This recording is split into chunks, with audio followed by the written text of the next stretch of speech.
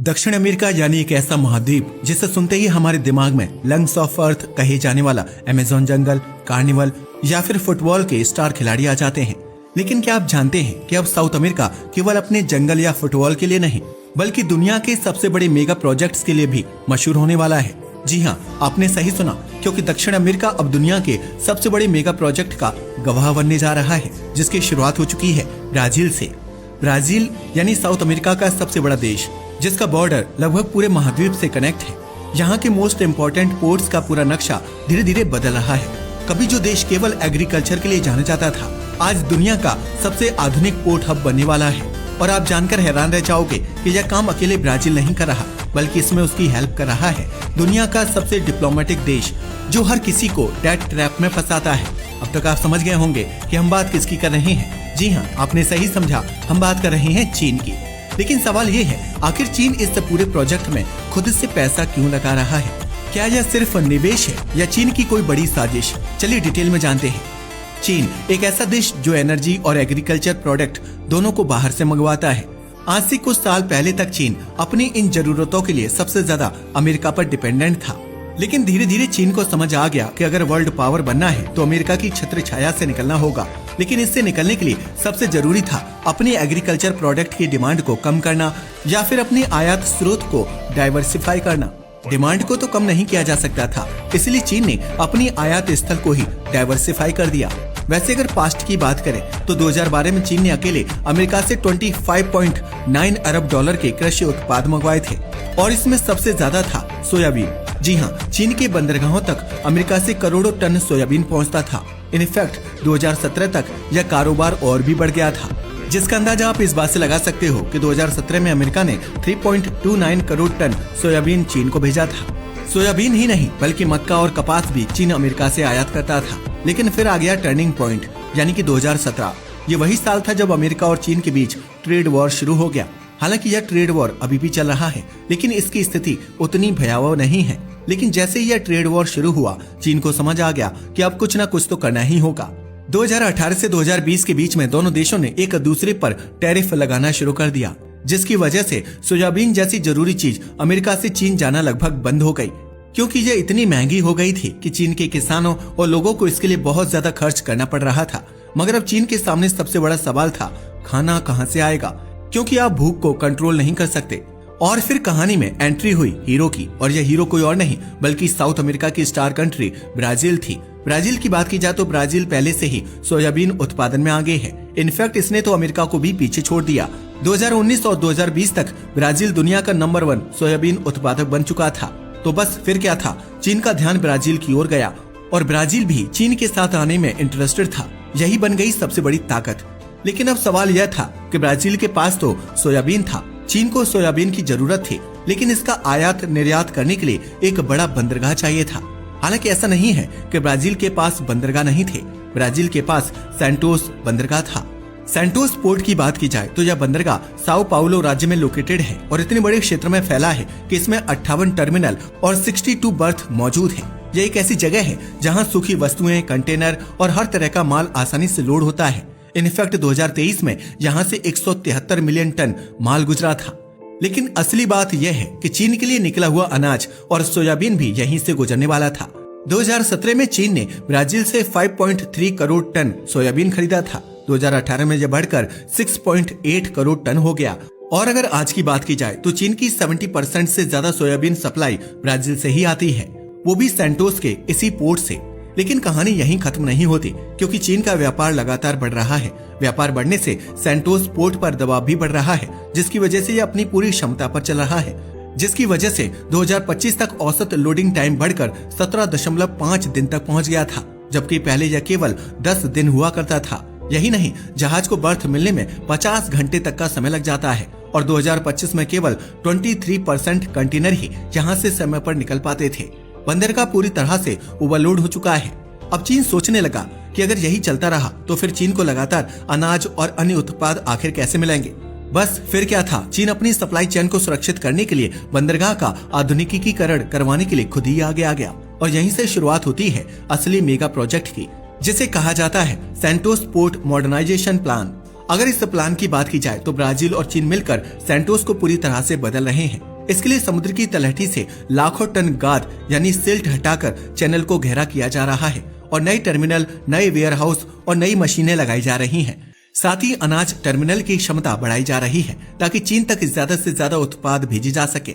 इसके अलावा यहाँ पर एक अंडर वाटर टनल का निर्माण भी हो रहा है जो बंदरगाह तक पहुँच को आसान बना देगा। आप जानकर हैरान रह जाएंगे कि अकेले इस टनल की लागत लगभग 950 मिलियन डॉलर है। यह अगले 70 सालों तक इस क्षेत्र की लॉजिस्टिक्स और ट्रांसपोर्ट की रीढ़ बन जाएगी। इसके बारे में हम आपको आगे बताएंगे। मगर अब सवाल यह उठता है कि आखिर इतना बड़ा निवेश क्यों? क्या केवल एग्रीकल्चर प्रोडक्ट की सप्लाई के लिए? जी नहीं, इसका जवाब है जियोपॉलिटिक्स। दरअसल चीन अमेरिका पर अपनी निर्भरता को कम करना चाहता है और ब्राजील उसके लिए सबसे बड़ा विकल्प है। साथ ही ब्राजील भी इससे फायदा उठाना चाहता है। इसके लिए चीन वहां पर इतना बड़ा निवेश कर रहा है ताकि उसे नया बाजार, ज्यादा एक्सपोर्ट और हजारों नई नौकरियां मिल सके। लेकिन इसमें सबसे ज्यादा फायदा होगा चीन को। एक तो उसकी कृषि जरूरतें पूरी हो जाएंगी और दूसरी अमेरिका के किसानों की जेब पर सीधा असर पड़ेगा और साथ ही ब्राजील को अपनी ओर खींचकर दक्षिण अमेरिका में अमेरिकी प्रभाव को भी कमजोर कर देगा। चीन ने इसमें फंडिंग देना स्टार्ट कर दिया। चीन और ब्राजील ने मिलकर 20 अरब अमेरिकी डॉलर की पूंजी वाला एक फंड बनाया। इसमें 15 अरब डॉलर चीन लैटिन अमेरिका कोऑपरेशन फंड में जाने वाले हैं और 5 अरब डॉलर ब्राजीलियन डेवलपमेंट बैंक को मिलेंगे। हालांकि ये आंकड़े अभी सटीक नहीं है, लेकिन यह तो तय है कि इसका सबसे बड़ा हिस्सा सैंटोस बंदरगाह के आधुनिकीकरण जैसे प्रोजेक्ट पर ही खर्च होने वाला है। इसका मकसद बड़े पैमाने पर महंगे प्रोजेक्ट बनाना है जो जल क्षेत्र और नेविगेशन चैनल को गहराई और चौड़ाई दोनों दे सके। इसे 2 चरणों में पूरा किया जाएगा।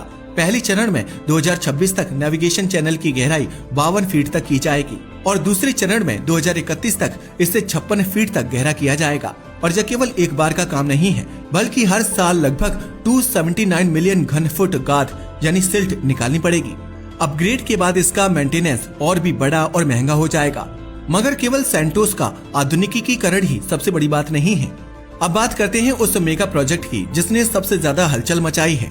दरअसल चीनी कंपनी कॉफको एक नया एग्रो टर्मिनल STS-11 भी बना रही है जिसकी लागत लगभग 285 मिलियन डॉलर होने वाली है।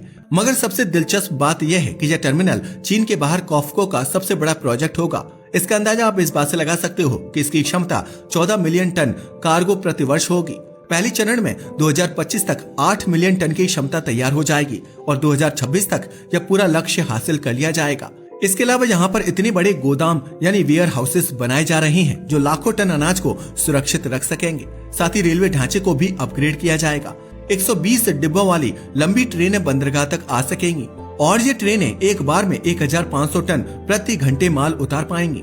इसके अलावा घाटों यानी पियर्स का ओवरहॉल होगा, नए लोडिंग सिस्टम लगाए जाएंगे और पुराने ढांचे को हटाकर हाईटेक मशीनें लगाई जाएंगी। यानी कॉफको का यह टर्मिनल सिर्फ गोदाम नहीं होगा बल्कि एक हाईटेक मशीन की तरह काम करेगा जो अनाज एक्सपोर्ट की पूरी प्रक्रिया को बदल कर रख देगा। इसके अलावा यहाँ केवल नया टर्मिनल नहीं होगा बल्कि पुराने टर्मिनल को भी ऑप्टिमाइज किया जाएगा, जैसे कि टीकॉन सैंटोस जिसकी क्षमता 2.4 मिलियन TEU है।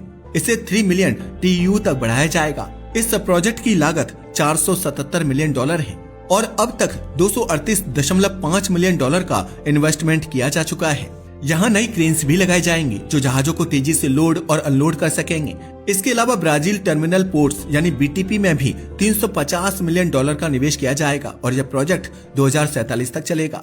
इसका गोल है टेक्नोलॉजी और ऑटोमेशन बढ़ाना।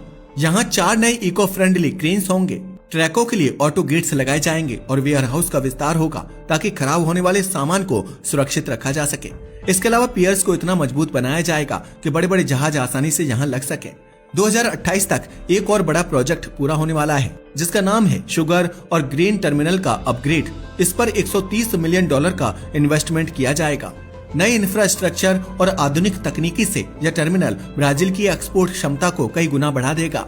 इससे डिलीवरी तेज होगी, सड़कें साफ होंगी और लॉजिस्टिक्स बिल्कुल स्मूथ हो जाएंगे। इसके अलावा एक और रोमांचक प्रोजेक्ट है जिसके बारे में हम आपको बता चुके हैं और ये है अंडर वाटर टनल जिसकी लागत लगभग 950 मिलियन अमेरिकी डॉलर होने वाली है। इस टनल की बात की जाए तो यह खाड़ी के दोनों किनारों को सीधे जोड़ने वाली है। इसके लिए समुद्र पर विशाल ब्लॉक्स रखे जाएंगे और एक नई सड़क बनाई जाएगी। इससे न केवल पोर्ट तक पहुंच आसान होगी बल्कि सतह पर होने वाले ट्रैफिक जाम से भी राहत मिलेगी। यह प्रोजेक्ट इतना महत्वपूर्ण है, इसमें 70 साल की रियायत अवधि यानी कंसेशन पीरियड रखी गई है। इसके अलावा पैसेंजर टर्मिनल्स को शहर के ऐतिहासिक क्षेत्र वेलंगो में शिफ्ट किया जा रहा है। इस पर $250 मिलियन खर्च होने की पॉसिबिलिटी है। इससे माल ढुलाई के लिए और जगह खाली होगी और चीन को और अधिक कृषि उत्पाद भेजना पॉसिबल हो पाएगा। मगर अब सवाल ये उठता है कि आखिर चीन इतना ज्यादा पैसा क्यों लगा रहा है? आखिर चीन को इससे क्या मिलेगा? इससे चीन को बहुत बड़ा फायदा होने वाला है। सबसे पहले तो खाद्य सुरक्षा। दरअसल ब्राजील का अनाज, सोयाबीन और बाकी फैसले अब चीन तक और आसानी से पहुंच जाएंगे। अमेरिका पर चीन की निर्भरता घट जाएगी, क्योंकि अमेरिका और चीन के बीच व्यापारिक विवाद हमेशा चलता ही रहता है। दूसरा, ब्राजील की राजनीति और अर्थव्यवस्था पर चीन का प्रभाव बढ़ेगा। भविष्य में अगर अमेरिका दबाव भी डाले तो ब्राजील चीन को रोकने की हिम्मत नहीं कर पाएगा। लेकिन क्या इससे केवल चीन का फायदा होगा? क्या ब्राजील को इससे कोई लाभ नहीं मिलेगा? ऐसा नहीं है। ब्राजील पहले ही सोयाबीन उत्पादन में अमेरिका को पीछे छोड़ चुका है और जब पोर्ट की क्षमता बढ़ेगी तो ब्राजील अमेरिका से और भी ज्यादा मार्केट छीन लेगा और यह केवल अनाज तक सीमित नहीं रहेगा। यह कंटेनर इंफ्रास्ट्रक्चर से मशीनरी, ऑटोमोबाइल और इंडस्ट्रियल प्रोजेक्ट्स का निर्यात भी आसान कर देगा। रेफ्रिजरेटर स्टोरेज से मांस और खराब होने वाले उत्पाद दुनिया के दूसरे बाजारों तक तेजी से पहुंच सकेंगे। यानी सैंटोस पोर्ट केवल अनाज का हब नहीं रहेगा, बल्कि यूनिवर्सल ग्लोबल हब बन जाएगा। इतना बड़ा अपडेट केवल व्यापार ही नहीं बल्कि रोजगार भी देगा। इसके निर्माण चरण में हजारों अस्थायी नौकरियां आएंगी और बाद में ऑपरेशन के लिए इंजीनियर, IT एक्सपर्ट, मैनेजर और टेक्निकल स्टाफ की स्थायी नौकरियां पैदा होंगी। साथ ही पैसेंजर टर्मिनल शिफ्ट होने से पर्यटन और सर्विस सेक्टर में भी उछाल आएगा। होटल, रेस्टोरेंट, शॉपिंग मॉल्स को सबसे ज्यादा फायदा होगा। तो देखा आपने, सैंटोस पोर्ट का यह आधुनिकीकरण केवल इंफ्रास्ट्रक्चर प्रोजेक्ट नहीं है बल्कि एक गेम चेंजर साबित होने वाला है। यह चीन और ब्राजील दोनों को व्यापार में और भी ताकतवर बना देगा।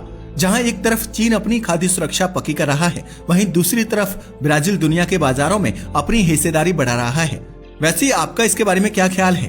आपको क्या लगता है कि सैंटोस पोर्ट का यह अपडेट आने वाले समय में दुनिया की ट्रेड पॉलिटिक्स को बदल कर रख देगा? अपनी राय को हमें कमेंट करके जरूर बताइएगा। आज के लिए बस इतना ही। वीडियो पसंद आया हो तो इसे लाइक और शेयर करें। धन्यवाद।